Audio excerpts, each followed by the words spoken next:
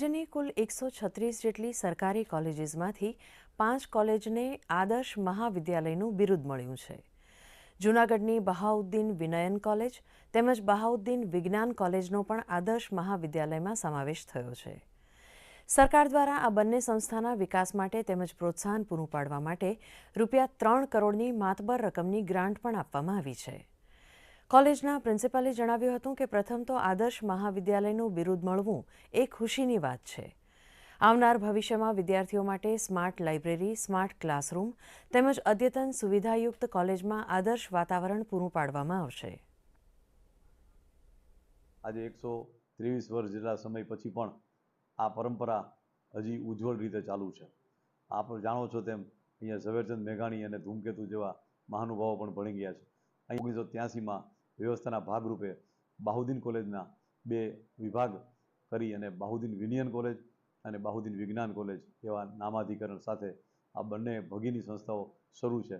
પરંતુ મને કહેતા આનંદ થાય છે કે આ બંને કોલેજોએ પણ હજી અવિરત શિક્ષણનું કાર્ય જેમ હતું એમ જ જાળવી રાખ્યું છે. અને એ પણ આનંદની એક વાત છે કે સરકારશ્રીએ પણ આ બાબતનો નોંધ લઈને અમને 3 કરોડ જેટલી માતબર ગ્રાન્ટ આપેલી છે, જે ફક્ત હેરિટેજ રિનોવેશનની ગ્રાન્ટ છે. એટલે અમારા બિલ્ડિંગને સારામાં સારું સ્ટ્રેન્થનિંગ મળશે.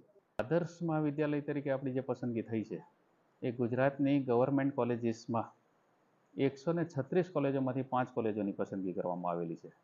એમાં 136માંથી 5 કોલેજમાં જૂનાગઢ શહેરની 2 કોલેજ અને એમાં બંને કોલેજ બહાઉદ્દીન કોલેજ સાયન્સ અને આર્ટ્સનો સમાવેશ થયો છે. 153 લાખ જેટલી ગ્રાન્ટ સરકારશ્રી દ્વારા જે ફાળવવામાં આવી છે, તો એનાથી લાઇબ્રેરીમાં પણ સુધારો થશે. આપણો જે હોલ છે કે જે 52 દરવાજા ધરાવતો હોલ, બહુ જૂનામાં જૂનો હોલ અને લોકો જોવા માટે પણ આવતા હોય છે, એ હોલને અપગ્રેડ કરવા માટેના પ્રયત્ન આપણે કરીશું. એમાં 44 લાખ જેવા આપણે રકમ ફાળવવાની છે. જેટલા ક્લાસરૂમ છે એટલા બધા ક્લાસરૂમને આપણે સ્માર્ટ ક્લાસરૂમ બનાવવાના છે.